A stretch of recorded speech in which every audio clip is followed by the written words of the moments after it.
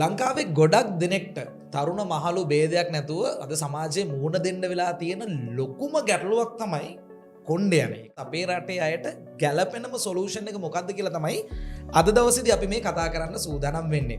ඉතින් මේ ගැන කතා කරන්න ලංකාවේ hair replacement වලට තියෙන හොඳම ආයතනය මැග්ලෑම් ස්ටුඩියෝ එකේ අධිපතිතුමා ඇන්තනි මැක්මිලන් මහත්මයාව අද දවසේදී අපි සම්බන්ධ කරගත්තා. ආයිබෝන පුතුමාට. ආයිබෝන අසිත.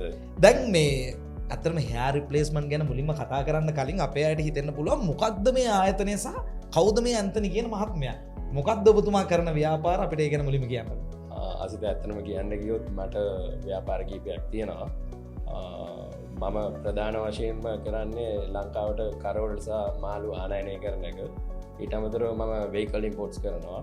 ඊට අමතරව මගේ layer farm එකක් තියෙනවා. බිත්තර සත්තුන් හදන එක. ඊට අමතරව මගේ leisure tent එකක් තියෙනවා.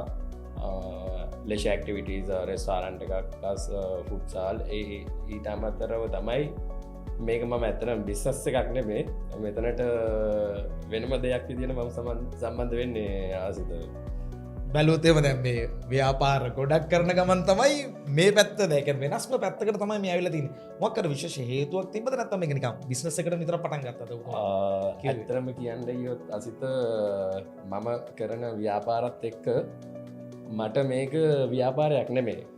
මගේ ජීවිතේ මගෙත් ඇත්තනම කියන්න ගියොත් එයා ලොස්ට එක හින්ද මමත් සෑන ගැටලුවට මුණ දුන්න පුද්ගලයෙක්.